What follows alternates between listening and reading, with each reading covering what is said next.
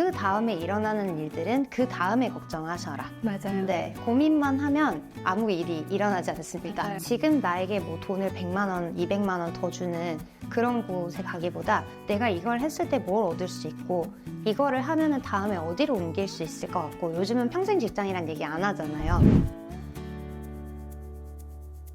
안녕하세요. 저는 3개의 나라에서 살고 또 4군데 직장을 다니고 현재는 자체 안식 연도를 가지면서 프리랜서 벤처 파트너로 활동하고 있는 김예진이라고 합니다. 반갑습니다. 일단은 베트남에서 중고등학교를 나오셨네요. 네, 그리고 프랑스에서 11년간 사셨대요. 와, 이것도 너무 재밌겠다. 그러면 프랑스에서 첫 직장을 다니셨겠네요. 네, 맞아요. 인턴십과 첫 직장. 그럼 베트남을 가면 보통 이제 뭐 영어를 많이 선택할 것 같은데 거기서 프랑스어를 선택한 혹시 이유가 있으실까요? 일단 한국에서 떠날 때부터 영어를 조금 하기는 했었고요. 그리고 미국에 대한 로망이 남보다 좀 없었어요. 그래서 언어를 새롭게 배우고 싶다는 생각이 강하게 들어서 프랑스어를 선택을 했고 그리고 프랑스가 한국에 너무 안 알려져 있고 한국도 프랑스에 안 알려져 있었기 때문에 그 분야의 전문가가 되면 어떨까라고 생각을 해서 프랑스 학교를 선택하게 됐습니다. 결과적으로는 잘하신 거죠? 잘 되게끔 해야죠. 선생님 보니까 해외에서 4년 그리고 한국에서도 한 9년 정도 일을 하셨어요. 그러면 이제 외국의 직장 생활과 우리 한국의 직장 생활의 문화가 다를 거잖아요. 맞아요. 어떤 한국 직장 생활의 문화 충격? 뭐 문화의 차이가 있었을까요? 호칭에서부터 해외는 그냥 이름을 부르고 이제 한국에서는 뭐 본부장님, 뭐 전무님, 상무님 이렇게 부르는 거에서부터 저희가 상상할 수 있는 조금 더 수직적인 문화, 딱딱한 문화 이제 그런 것들이 외국이랑은 많이 다르기는 했는데 사실 좀 재밌었던 거는 제가 정말 크게 충격받은 일이 있었는데 회계법인이라면은 사실 그 내용들이 다 컨피덴셜인 내용이 많아서 누가 들어오는지 굉장히 이제 철두철미해요. 근데 제가 어느 날 일을 하고 있는데 갑자기 쓱 녹즙을 하나 주시는 거예요.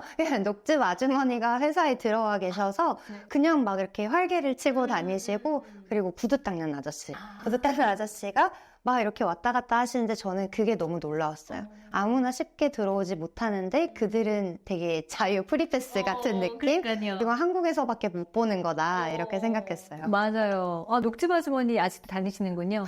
구두도 아직 진짜 우리나라 그거 너무 잘 돼 있거든요. 그러니까 결국 저도 먹었습니다. 네. 그 영화에 보면 보스들이 있는데 사실은 저한테 보스가 마이클이라고 칠게요. 마이클이라고 부르면 못 부를 것 같거든요. 사장님한테는. 근데 진짜 그렇다는 거잖아요. 네, 맞아요. 네. 저는 그게 너무 익어가지고 자꾸 한국에 와서도 임원분들을 볼 때 고개를 숙이지 않고 손을 흔들게 되는 거예요, 자꾸. 그래서 미국 스타일. 네. 그래서 가끔은 저 멀리서 이사님이 오시는데 저만 반가워서 이사님 이렇게 하시고 이사님이 저한테 목례를 하시는 그런 상황도 많이 있었어요. 이렇게 했다. 다행히게도 외국에서 왔다고 이해는 해주셨던 것 같습니다. 근데 외국은 진짜로 다들 그냥 손 흔들고 하이 뭐 마이크 그쵸. 네, 하는 맞아요. 거죠. 네. 해외 생활을 되게 오래 하셨는데 좀 극복하기 힘들었던 혹은 극복해야겠던 어떤 어려운 점이 있었을까요? 해외에서 뭐 그냥 놀러를 간다던가 공부를 하는 거에는 큰 이슈가 없지만 해외에서 이제 취업을 꿈꾸시는 분들이 종종 있는데요. 해외에서 취업을 하기가 사실 쉽지 않아요. 그런데 일단은 첫 번째는 언어. 근데 뭐 저는 언어를 그래도 원활하게 했으니까 언어에 대한 문제는 없지만 이름만 보면은 제가 외국인 이름이잖아요. 그죠. 그렇다 보니까 이 같은 학교에서 같은 전공을 해서 졸업을 해도 똑같은 조건에서도 똑같은 포지션을 뽑는다면 굳이 외국인을 뽑지 않는 거예요. 네, 그래서 서류 탈락이 꽤 많이 됐었어요. 인턴십을 할 때도. 근데 그게 면접까지 이제 이어지면 저에 대한 매력을 보여줄 수가 있거나 저에 대한 뭐 핏이 맞는지 서로 볼 수가 있는데 그 전에 서류만 가지고 탈락하는 건 제가 어떻게 할 수가 없잖아요. 그죠. 네, 그런 부분에서는 조금 실망감이 생겼을 때도 있었는데 이제 정규직을 시작하고 나면 그 다음에는 어떤 일을 어디에서 했는지가 조금 더 중요해지기 때문에 그 다음에는 좀 괜찮았어요. 사회생활을 시작할 때가 가장 조금 어려웠던 것 같아요. 네. 뭐 국내나 해외나 사회생활 시작하는 거는 너무나 어렵게 마찬가지예요. 근데 거기는 인종차별 없었나요? 혹시? 인종차별이 있는 나라죠. 그리고 많이 들리는데 그것 또한 이제 뭐 프랑스에 대한 편견들을 많이 가지고 계시잖아요. 뭐 영어를 못한다 아니면 영어를 할 줄 알아도 프랑스어를 한다 뭐 이런 것처럼. 근데 어쨌거나 언어가 굉장한 부분을 차지하는 것 같긴 해서 제가 언어에 대한 이 배리어가 없다 보니까 다행히도 한 11년간 있으면서 한두 번 정도 말고는 없었던 것 같아요. 네, 한두 번은 제가 뭐 아시안이라서 그렇기보다는 그 분은 그냥 분노에 차 있었던 그냥 것 그런 같아요. 사람이야. 그냥 누구가에게 해를 가하겠다. 약간 누군가에게 화를 풀겠다. 약간 이랬던 것 그랬어요. 같습니다. 뭐 네. 무시해야지. 뭐. 네. 이력에 지금 안식년이라고 되어 있는 거예요. 그래서 저도 안식년인 분을 처음 만나봐가지고 너무 궁금해졌어요. 자, 안식년을 가지게 된 결정적인 이유는 뭘까요? 사실 이게 한국말로 어떤 단어를 찾아야 될지 잘 모르겠어서 안식년도라고 붙이긴 했어요. 그냥 보통은 교수님들이 가지시는 안식년도다 보니 다들 그게 뭐야? 그냥 일 안 하는 거 아니야? 노는 거 아니야? 이제 이렇게 얘기를 하시고는 하는데 사실 저는 안식이 없는 안식년도라 어떻게 보면 제가 앞으로 뭘 하고 싶은지 그리고 지금까지 일을 해오면서 못했던 것들을 조금 해보는 돈을 벌지 않으면서 제 자신한테 투자하는 약간 재투자 시간 같은 결과로 이걸 후회하지 않게만 만들면 된다라고 좀 근자감을 가지려고 하고 있습니다. 네. IR 팀장이라고 하면 이게 어떤 거죠? 스타트업의 IR 팀장이라고 하면 보통은 투자 유치를 담당하는 사람들을 많이 얘기합니다. 스타트업은 주기적으로 투자 유치를 해야 되기 때문에 이제 그 투자 유치의 시작부터 끝까지를 담당하고 투자 유치가 끝났을 때는 주주들을 관리하는 그런 역할을 IR이라고 합니다. 마치 드라마에서 보던 그런 우리 고모자님이 하시던 그런 일이네요. 그러면 이제 투자 유치를 했을 때 이제 예진님께서 나 이 정도 투자 유치한 적이 있어 하는 어떤 큰 금액 있을까요? 제가 일했던 스타트업에서는 저희가 스타트업 투자 유치 단계가 뭐 시드부터 시리즈 A, B, C 이렇게 가는데요. 저희는 이제 시리즈 B 단계를 했었고 제가 있었을 때 저희가 170억 네, 투자 유치를 마무리를 짓고 이제 퇴사를 하게 됐죠. 아, 그렇구나. 그럼 이제 그 뒤에 주주는 다른 분들이 관리하시겠네요. 그쵸. 제가 있을 때는 이제 제가 재무팀이랑 함께 관리를 했었고, 지금은 이제 다른 분께서 관리를 하시겠죠. 나 지금 멘토링 하고 계세요. 프리랜서로, 그죠? 그 멘토링을 하면서 느낀 스타트업의 가장 큰 장점, 단점, 이런 거 혹시 짚어주실 수 있을까요?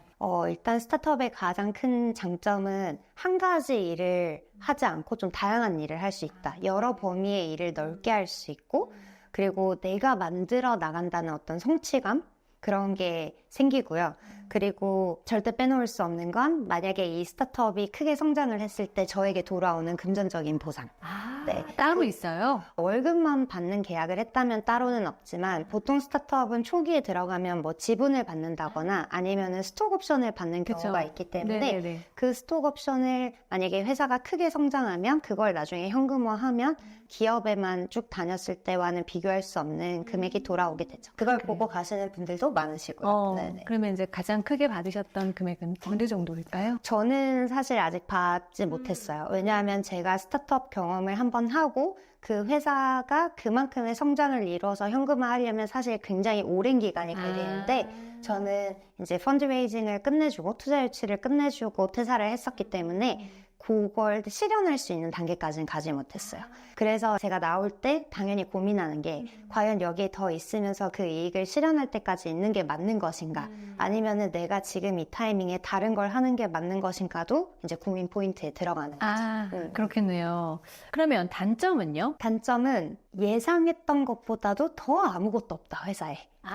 요 정도의 시스템과 체계는 가지고 있을 것 같다고 생각하고 가지만 그냥 아무것도 없다라고 보시면 되고 처음은 생존이죠. 그냥 스타트업은 그냥 생존이에요. 투자 유치 받은 걸로 몇 년 잘 끌고 가야 되는 맞아요. 그게 있으니까요. 맞아요. 가장 큰 단점이 생존이죠.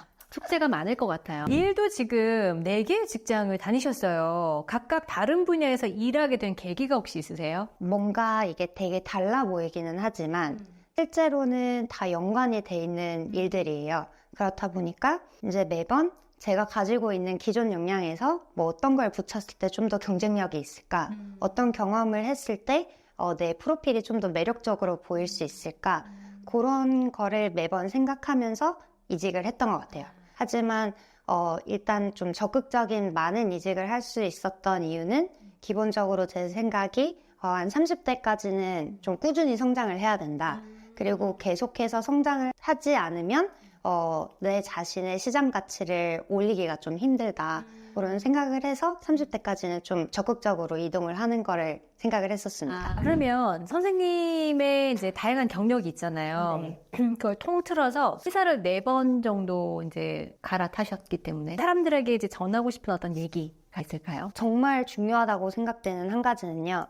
아무런 액션을 우리가 취하지 않으면 아무 일도 일어나지 않는다. 그래서 가끔 이직에 대한 강의만 할 때도 보시면 내가 지금 여기서 쌓아 올린 게 있고 과연 나가면 나를 찾아주는 사람이 있을까? 그리고 내가 여기에 합격하면 여기는 뭐라고 얘기해야 될까? 근데 알고 보면 아직 아무것도 시작하지 않았는데 걱정하시는 분들이 많아요. 맞아요. 그런데 어딘가에 합격을 하고 나면 그 다음의 선택은 자신한테 있기 때문에 훨씬 더 유리한 입장이 돼요. 그래서 저는 무조건 일단 시작을 하고 행동을 하고 이력서를 업데이트하고 그 다음에 일어나는 일들은 그 다음에 걱정하셔라. 맞아요. 네, 고민만 하면 아무 일이 일어나지 않습니다. 맞아요. 그 경력의 전환점을 계속 맞이해 오셨잖아요. 네. 그걸 할 때 필요한 어떤 자세, 이직러의 자세. 맞아요. 프로 어떤 게 이직러죠. 있을까요? 네. 프로 이직러의 자세를 진짜 한마디로 얘기해야 된다면 네. 저는 무조건 자기 객관화라고 얘기하고 싶어요. 근데 너무너무 어렵고 사람들이 생각보다 인지를 하지 못해요. 근데 이게 자기 객관화가 어떤 거냐면 모든 레벨에서 있을 수 있는데 일단 회사 내부에서 있을 수 있어요.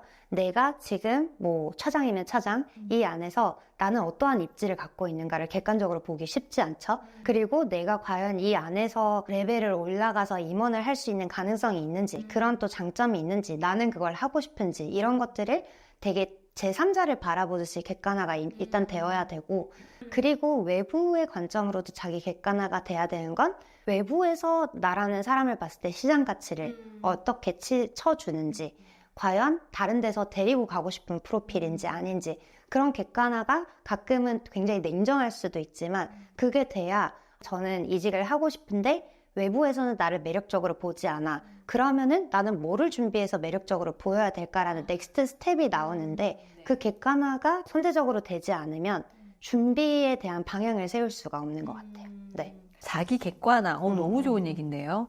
그러니까 내 이름이 만약에 줄리다. 그러면 줄리라는 이름을 적어놓고 얘가 하고 있는 일과 잘하는 것, 못하는 것, 강점, 약점을 잘 분석해서 어떻게 하면 어필할 수 있을지를 계속 객관을 해야 되는 거네요. 맞아요. 근데 사람은 사실은 되게 주관적이거든요. 맞습니다. 객관적이기 되게 힘들어요. 나 자신도 내가 잘 평가하기 힘들고. 그럼요. 관대해지죠. 네, 너무 관대해지고. 그리고 다른 사람이 어떤 평가를 내렸을 때 기분이 나쁠 수 그럼요. 기분 나빠요. 잘 듣다가 네가 뭔데 또 이런 맞아요, 생각 들기도 맞아요. 하잖아요. 맞아요. 근데 그거 되게 중요한 포인트고 자기 객관화가 정말 필요하네요. 그러면 취업 준비생들에게 어떤 전하고 싶은 메시지가 있을까요? 프로 이직러로서. 제가 들어와서 봤을 때 예전 세대들은 이직을 너무 어렵게 생각했어요. 그래서 보통 10년 이렇게 이상 있으신 분들이 너무 많았고 요즘 제가 스타트업도 다니고 옮기면서 보는 요즘에 이제 취업하는 세대들은 너무 이직을 쉽게 생각하는 경향이 있는 것 같아요. 맞아요. 여기 아니면 나가지 그래서 그게 물론 자신은 고민을 하고 한 선택일 수도 있지만 가끔 굉장히 책임감이 없어 보일 때도 있고 네. 그렇다 보니까 이직을 하는 것도 저는 자주 옮기는 것도 좋은 생각이라고 하지만 취업 준비생일 때 이게 취업에 대한 압박이 있잖아요. 이직을 할 때도 급하게 찾아야 되고 공백이 없어야 될 것 같고 빨리 돈을 벌어야 될 것 같고 부모님 걱정 안 그렇죠, 하게 해야 될 것 그렇죠. 같고. 하지만 그럴 때일수록 사실 좀 마음을 가라앉히고 이게 되게 길게 가는 싸움이라고 좀 생각을 했으면 좋겠어요. 이게 커리어 패스라는 단어가 이제 정말 길이잖아요. 길이니까 지금 나에게 돈을 100만 원, 200만 원 더 주는 그런 곳에 가기보다 내가 이걸 했을 때 뭘 얻을 수 있고 이거를 하면은 다음에 어디로 옮길 수 있을 것 같고 요즘은 평생 직장이란 얘기 안 하잖아요. 그렇죠. 그러다 보니까 더더욱 이 다음에 내가 뭔가를 하고 싶었을 때는 이게 어떻게 도움이 될지를 고민하고 선택하는 것과 빠르게 지금 나와 있는 것들 사이에서 얘는 연봉이 조금 더 높은데 얘는 집에서 조금 더 가깝고 이런 식으로 비교만 하는 분들을 제가 되게 많이 봤어요. 하지만 본질적인 질문을 던지지 않는 분들을 많이 봐서 그거에 대한 시간을 좀 많이 할애를 했으면 좋겠다. 요즘은 이제 우리나라는 직업을 좀 금방금방 그만두고 이직하고 하는 게 이제 약간 문화처럼 자리 잡았는데 프랑스도 그런가요? 프랑스는 제가 있었던 한 20년 전에서부터도 한 3년 주기로 이직을 많이 했어요. 아, 그래요? 사회 초년생들이. 그런 영향 때문에 제가 그런 게 있었을 수도 있어요. 네. 그래서 어떤 친구들도 한 곳에 오래 있었던 친구들은 없었고 지금도 그 이후에 커리어를 보면 많이 왔다 갔다 하다가 지금 얘기한 것처럼 지금이나 이제 한 30대 중후반부터 조금 제대로 내가 전문성이 있는 일을 뭘 하면 될까 해서 좀 세틀다운한 친구들이 꽤 있고요. 아직도 그 사회초년생들한테는 이직이 네거티브하지는 않은 문화인 것 같아요. 되게 보편적으로, 문화적으로 그렇게 잘하는 거네요. 이제 자기 개발도 되게 열심히 하실 것 같은데 자기 개발을 위해서 추천하시는 방법이나 뭐 이런 게 있을까요? 여러 가지 자기 개발은 있을 수 있지만 커리어 개발이든 그냥 자기 개발이든 저는 좀 다양한 사람들을 많이 만나보는 걸 추천해요. 한국이 생각보다 사람들에 대한 바운더리가 굉장히 작더라고요. 그래서 맨날 만나는 친구들을 만나고 그리고 내 동료들과 맨날 회식하고 놀고 하다 보니까 그게 안 좋다는 얘기가 아니라 나오는 주제가 항상 같아요. 그 대화에. 그러다가 한번 제가 뭐 해외에서 온 친구들과 얘기하면 그 한 몇 시간 동안의 대화 주제가 너무 다양해요. 정치, 사회, 뭐 여행, 뭐 언어, 뭐 가족. 그런데 한국 분들과는 항상 끝에 잃은 일, 아니면 회사, 아니면 애기들, 육아 뭐 이렇게 가다 보니까 결국은 그거를 책으로 간접 경험도 할 수 있지만 가장 필요한 거는 결국 다양한 분야에 일하는 사람들을 만나면 그냥 자연스럽게 그들의 일상을 들으면서 이런 일도 있구나, 이런 것도 해볼까? 라는 생각을 하게 되고 그렇게 할 때 결국은 필요한 게 사회성일 맞아요. 수도 있고 아무리 내향적이라도 저는 좀 적극성이 필요하다고 생각하는 게 저희가 아는 사람들 중에 다른 분야에서 일하는 분들이 없을 수 있잖아요. 그럴 때 해야 되는 게 소개를 시켜달라고 하는 거예요. 모임을 나가는 것도 방법 중에 하나인데 또 모임에 대한 좀 안 좋은 편견이 있으신 분들도 있잖아요. 그럴 때는 내가 좋아하는 분이 소개시켜주는 또 좋은 분. 이렇게 소개 받아서 나중엔 우리가 어떻게 알았지는 모르지만 친구의 친구 이런 관계가 저는 많은데 그런 만남을 하고 나면 제 시야가 약간 넓어지는 느낌이 들어요. 그런 게 다양한 자기계발의 기술이 있을 수 있겠지만 저는 일단 시야를 넓히는 게 되게 첫 단계지 않을까? 자, 어든 지금 이제 안식년을 보내고 계신 그 김예진님 모셔봤고요. 이분은 회계법인에서 일을 하시다가 대기업에서 일을 하시다가 스타트업으로 가셨다가 지금은 안식년을 가지면서 프리랜서로 그 벤처 파트너로 일을 하고 계신 분입니다. 이제 문화가 많이 달라졌어요, 여러분. 한국도 그렇고 뭐 프랑스는 20년 전부터 그랬다고 해요. 저희는 이제 최근에 그러기 시작했지만 평생 직장이 없어요. 자기 객관화를 잘 하시면서 몸값을 올리려면 내가 개발이 되어 있어야 되는 거고 내가 그 회사가 찾는 어떤 인재가 되어 있어야 되는 거죠. 그런 핵심 가치들을 잘 생각하시면서 자기를 계속 디벨롭해보는 그런 사회 초년생 혹은 지금 현재 직장을 가지시는 분이었으면 좋겠습니다. 네, 오늘 여러 가지 직업을 다 두루두루 해보시고 또 앞으로의 계획을 가지고 계신 현재는 프리랜서, 무직은 아니잖아요. 네. 현재는 프리랜서인 김예준님 모시고 얘기 나눠봤고요. 저희 알고뉴스 다음에는 또 다른 소식을 안고 오겠습니다, 여러분. 자, 오늘 시청 잘 해주셨다면요. 좋아요와 구독. 네, 부탁드립니다. 네, 여러분. 편안한 하루 되세요. 감사합니다.